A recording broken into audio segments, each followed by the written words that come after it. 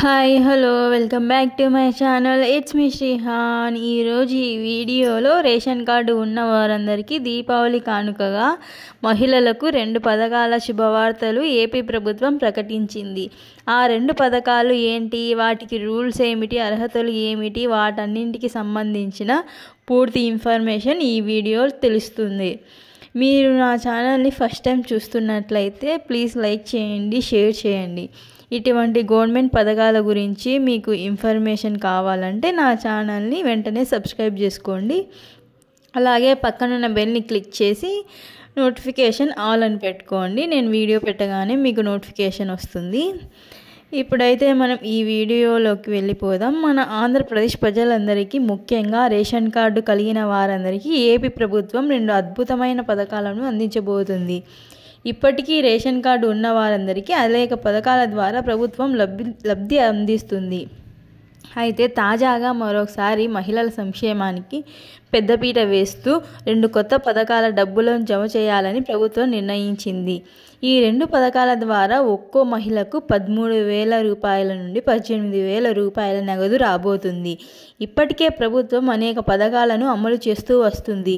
ఉచిత బస్సు ప్రయాణం, 3 గ్యాస్ సిలిండర్లు, తల్లికి వందనం, అన్నదాత సుఖీభవ, వాహనమిత్ర పథకాల ద్వారా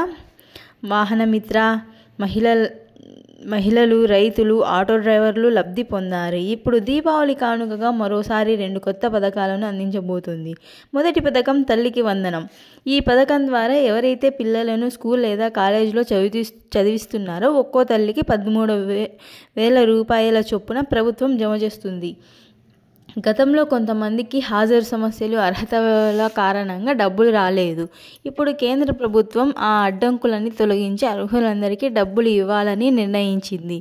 విద్యాశాఖ మంత్రి గారు కూడా రివ్యూ చేసి పెండింగ్లో ఉన్న తల్లులందరికీ కూడా ఈసారి తప్పకోకుండా దీపావళి కానుకగా 13,000 రూపాయల చొప్పున డబ్బులు జమ చేస్తామని ప్రకటించారు.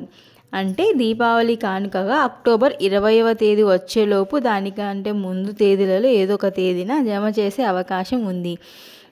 మీరు తల్లికి వందనం పథకానికి అర్హులా కాదా అని తెలుసుకోవాలంటే మీ గ్రామ లేదా వార్డు సచివాలయాలకు వెళ్ళి వెల్ఫేర్ సెక్రటరీ గారిని సంప్రదించండి. లేదా లిస్టులో మీ పేరు లేకపోతే వెంటనే గ్రీవెన్స్ పెట్టి అర్హుల జాబితాలో చేరేలా చూసుకోండి. ఈసారి ప్రభుత్వం ఆలస్యం లేకుండా 3వ విడత డబ్బులు విడుదల చేయడానికి సిద్ధంగా ఉంది. 3వ విడత అంటే తల్లికి వందనం పథకాన్ని కింద ఇప్పటి వరకు డబ్బులు పడని వారికి 2 సార్లు అయితే విడుదల చేశారు. ఇప్పుడు 3వసారి కూడా విడుదల చేస్తున్నారు. కాబట్టి ఒక్కరు కూడా మిస్ అవ్వకండి. ఇక 2వ పథకం ఆడబిడ్డ నిధి పథకం. ఈ పథకం ద్వారా కూడా మహిళల కోసం ప్రత్యేకంగా రూపొందించబడింది. ప్రతి మహిళకు నెలకు 1,500 రూపాయల చొప్పున సంవత్సరానికి మొత్తం 18,000 రూపాయలు ఇవ్వాలని ప్రభుత్వం నిర్ణయించింది. ఈ పథకం